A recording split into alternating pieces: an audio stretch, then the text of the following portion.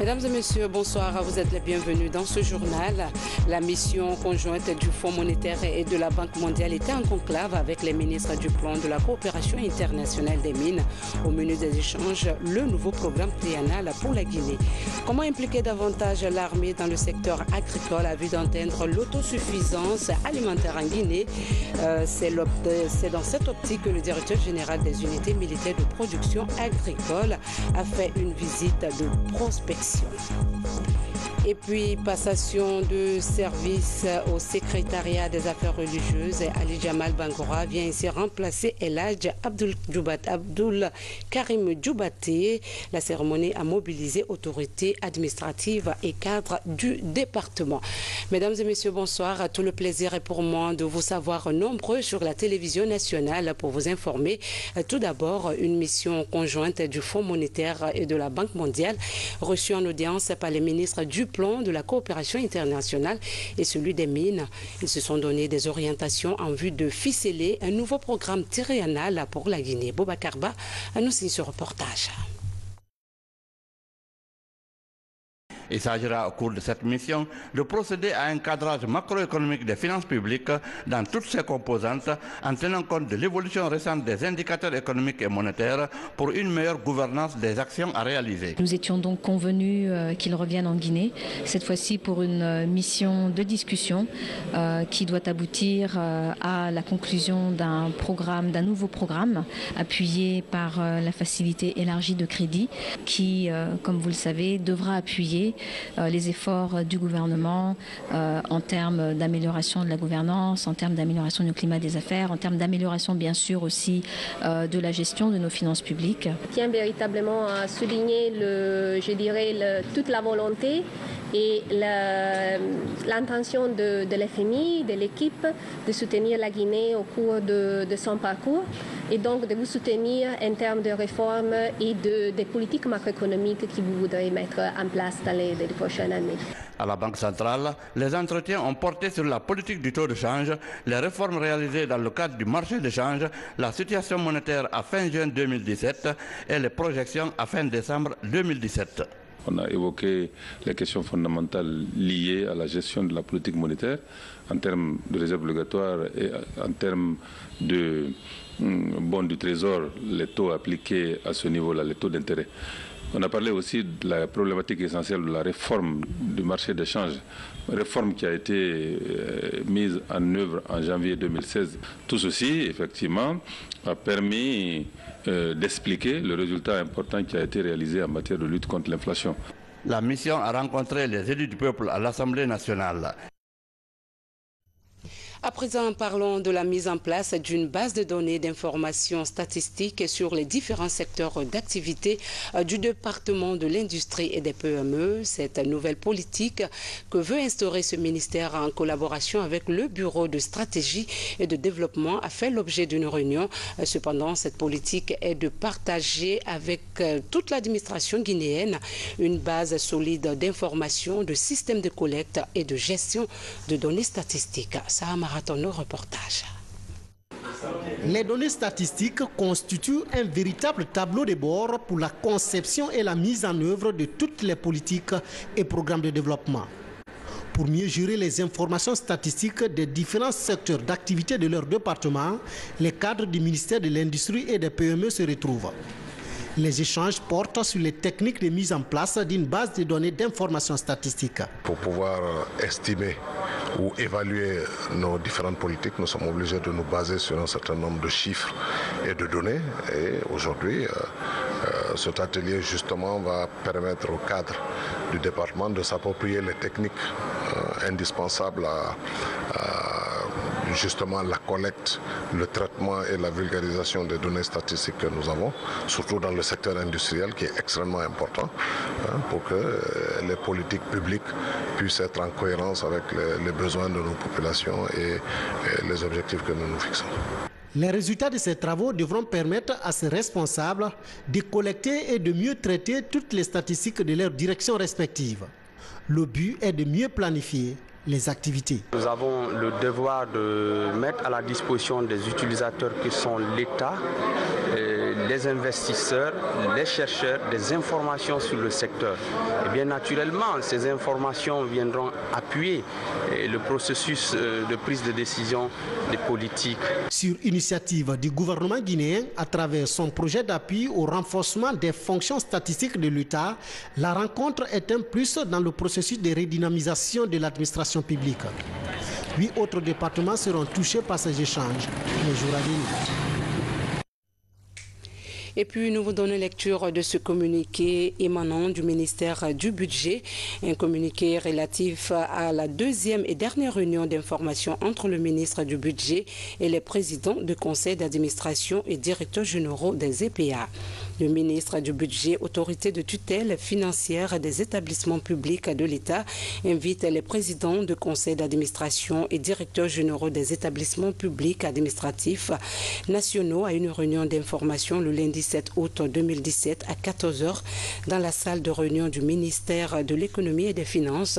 Pour rappel, il est demandé aux présidents du conseil d'administration et directeurs généraux des EPA de communiquer au ministère du Budget les documents demandés lors de la première réunion d'information, entre autres les textes relatifs à leur création et à la nomination de leurs responsables, les états financiers ainsi que leurs contrats de programme. Le ministre du Budget se comptait sur votre prompte collaboration. Ils sont déjà utiles à la nation, mais un coup de botte de leur part peut booster davantage le développement de l'agriculture en Guinée. L'armée guinéenne entend combattre l'insécurité alimentaire. Cette transition a mené le directeur général des unités militaires de production agro-industrielle à visiter les plaines de Tindo, de Koundian et d'Ingiraye. Pour en savoir un peu plus, suivons le reportage de sergent Marcel Massanduno, correspondant de la presse militaire. Pour cette première étape de la campagne agricole 2017-2018, ce sont les compagnies agricoles de Tindo dans Farana, Koundian dans Mandiana et la préfecture de Dinguiraye qui ont reçu cette visite de terrain du directeur général des unités militaires de production agro-industrielle. L'objectif est de constater les réalités du terrain et d'évaluer les travaux déjà effectués par ces militaires. Une stratégie qui va permettre à l'armée d'apporter sa contribution au développement socio-économique du pays à travers l'agriculture. Cette année, nous avons un peu travaillé, pas mal de difficultés rencontrées. Nous prions toujours afin que les chefs soient auprès de nous et qu'on puisse augmenter le nombre de superficies l'année prochaine. L'agriculture, c'est les moyens. C'est la terre qui parle. Quand la terre parle, tu es obligé de la donner ce dont tu as besoin. Elle va te répondre. Le directeur général des unités militaires de production agro-industrielle se dit satisfait des premiers travaux effectués sur ces plaines. Cette année, plus de 600 hectares sont labourés et mis en valeur. On est entièrement satisfait pour ce qui est déjà enregistré comme résultat sur le terrain. Nous savons tous que on est rentré tardivement dans cette campagne agricole. N'ait été d'ailleurs l'appui des autorités, on n'allait pas enregistrer aujourd'hui ces résultats déjà effectués sur le terrain. Au-delà de sa mission régalienne de défense de l'intégrité territoriale, l'armée guinéenne vient en appui au gouvernement pour gagner le pari de l'autosuffisance alimentaire dans le pays. Comment mobiliser les ressources de nos collectivités locales? La question est éventuellement une préoccupation pour le département de l'administration du territoire. Dans ce sens, des activités de suivi au niveau des collectivités ont été organisées sur l'ensemble du territoire national. C'est la ville de Kankan qui a servi de cadre à la restitution des travaux à l'intention des acteurs à la base. Fodé Bangali Fofana. Force est de reconnaître que dans nos collectivités locales, le niveau de mobilisation des ressources reste faible. La décentralisation financière non encore effective. Autant de réalités qui entravent l'exercice effectif des compétences transférées. Face à cette réalité, le département de l'administration du territoire a organisé des activités de suivi au niveau des collectivités sur toute l'étendue du territoire. Une équipe formée à cet effet a visité 81 collectivités à travers le pays. Tous les acteurs qui sont ici présents s'approprient des constats. Ensuite, Il faut qu'ils mettent tout en œuvre pour amender, parce que c'est eux qui vivent les réalités.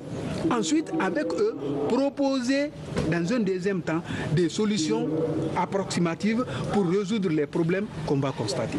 La mise en œuvre effective de la politique de décentralisation vise à contribuer à l'amélioration du potentiel fiscal de nos collectivités locales, renforcer leur capacité de recouvrement, améliorer la gestion pour le bien-être des populations à la base. Il y a 53 CR dans la région administrative de Kankan. Nous avons 5 PAI, 5 programmes annuels d'investissement qui sont financés par le PACV. Nous allons compléter les centres de santé. Là où il n'y a pas de puits, nous mettons un puits. Là où il n'y a pas d'électricité, nous mettons de l'électricité. Là où il n'y a pas de clôture, nous mettons la clôture. Plus 5 autres PAI qui sont financés à hauteur de 70 000 euros ou 70 000 dollars. Les 10 autres sont financés à hauteur de 20 000 dollars chacun. Une bonne mobilisation d'importantes ressources attribuées aux communes urbaines et communes rurales doit à coup sûr permettre d'assurer le financement des actions de développement local de nos collectivités. À Bofa, le programme de développement local a fait du chemin. Les besoins en infrastructures sont en cours de réalisation. Parmi ces infrastructures, on note des écoles et des centres de santé. Ceci pour préparer la délocalisation des populations avant la pleine phase d'exploitation minière. Mohamed Touré et Yaya Silla ont fait une excursion sur ce site minier. Ce sont 6 communautés de Bofa qui vont bénéficier de nouvelles infrastructures de base. Le but est d'atténuer des impacts de la migration économique que la société Bel Air Mining pourrait engendrer. Quand la société va s'implanter, il y aura beaucoup de monde qui viendra, n'est-ce pas, dans d'autres choses régions ou n'est-ce pas même dans des choses de Conakry par-ci par-là, qui viendront, n'est-ce pas, vers Bofa. Et ces populations-là vont s'installer, n'est-ce pas, le long, n'est-ce pas, la route, à commencer par le carrefour, n'est-ce pas, de Bel Air, jusque dans la mine. Il y aura toujours des impacts de la population. Les gens viendront s'installer dans les villages qui sont au bord de la route. Et ce sont ces villages-là qu'on a pris, les 6 villages, n'est-ce pas, qui sont le long de la route là qu'on a pris et qu'on a sensibilisé. On a essayé, n'est-ce pas, de recueillir, de diagnostiquer les besoins primordiaux qu'ils ont, et afin que nous puissions, n'est-ce pas, les apporter un appui pour préparer les arrivées éventuelles de ces migrants. Le projet est piloté par Agrem, appuyé à la gouvernance des redevances minières. Il concerne les préfectures de Bofa et Boké. Et aujourd'hui, on a validé, on a eu une réunion qui a permis d'approuver ce plan, à la fois par les communautés, à la fois par les communes rurales et à la fois par la préfecture et les partenaires. Ce qui a permis de mettre en évidence les choix qui avaient été identifiés par les villageois et donc de pouvoir maintenant lancer la deuxième phase qui va être la phase de réalisation. Dans les 12 mois qui vont venir, on va pouvoir mettre en œuvre ce plan d'investissement et en somme réaliser les investissements et les infrastructures qui ont été identifiées lors de ce processus. Après 3 semaines de consultation publique, tous les acteurs sont d'accord sur la nécessité de réaliser le projet. Quand on aborde ce projet, c'est un rêve pour nous, un rêve réalisé. En ce sens que toutes les actions retenues, dégagées par les communautés bénéficiaires, se trouvaient déjà dans notre PDL, qui est notre breviaire en matière de développement local. Donc si quelques actions prioritaires sont retenues en faveur de nos communautés, c'est franchement un grand ouf de soulagement pour moi, une satisfaction énorme par rapport aux activités d'Alufer dans notre terroir.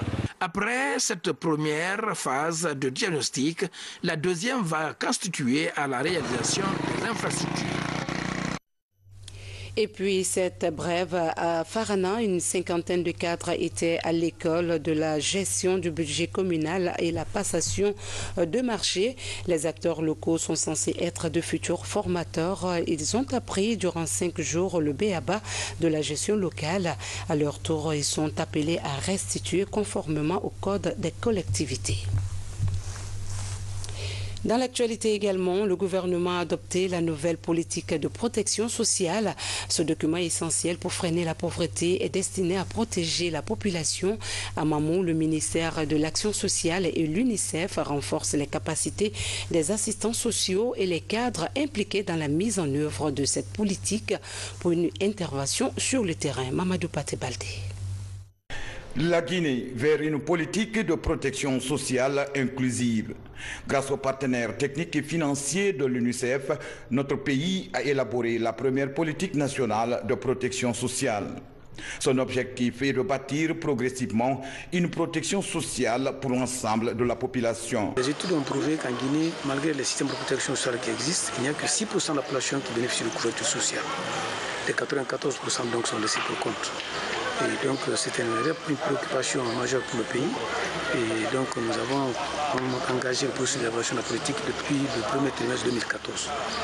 Et à ce jour, le document est déjà adopté par le gouvernement et nous nous apprêtons pour sa mise en œuvre. Au cours de cette rencontre, le document de la politique nationale, le travail social, les techniques d'animation, de plaidoyer et de lobbying, ainsi que les méthodes de ciblage et de ripostes unifiées ont été largement dispensées aux participants. Des connaissances qui permettront à ces acteurs de jouer pleinement leur rôle dans la mise en œuvre de cette politique. Il est très difficile de communiquer avec les gens du village. Donc, au sortir de cet atelier, j'ai appris comment communiquer. Ensuite, comment faire face aux problèmes de la communauté et comment faire un plaidoyer pour résoudre leurs solutions. En Guinée, les enfants et la femme constituent les couches les plus vulnérables. C'est pourquoi nous saluons tous les efforts que déploie le département de l'action sociale et de la promotion féminine de l'enfance en faveur de ces couches plus vulnérables. Le ministère de l'Action sociale entend élargir la couverture à 20% de la population et cela de façon durable et efficiente. Parlons de la traite d'êtres humains. Un autre présumé trafiquant vient d'être mis aux arrêts par les services de sécurité. Avec pour arme la tromperie, le présumé trafiquant a déjà envoyé 5 filles au Koweït. Privées de leur liberté, ces filles sont soumises à plusieurs formes de violence physique. Reportage ici à Gaba dans un commentaire de Ousmane Ba. Un présumé trafiquant d'êtres humains, Souri Kamara, 35 ans de nationalité sierra-léonaise.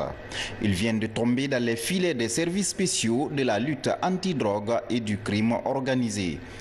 Cet homme est spécialisé dans le transfert des filles au Koweït via les réseaux sociaux.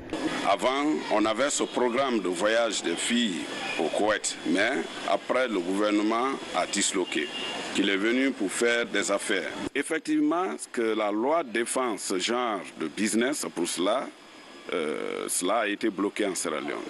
Militaire de profession, Souri Kamara aurait même été recruté comme agent de sécurité d'un site en Irak où il aurait servi pendant plus de 2 ans.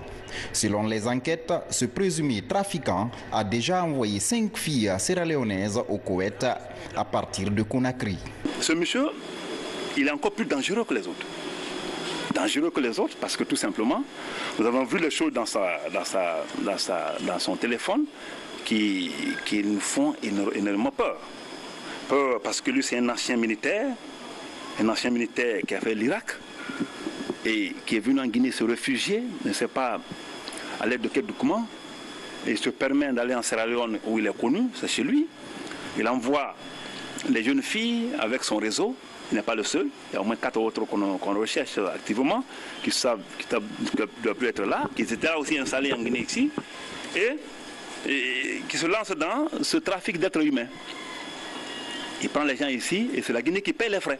À moins de 2 mois, un autre groupe de trafiquants avait été aussi arrêté à l'aéroport international de Bessia avec une dizaine de filles en partance pour le Koweït.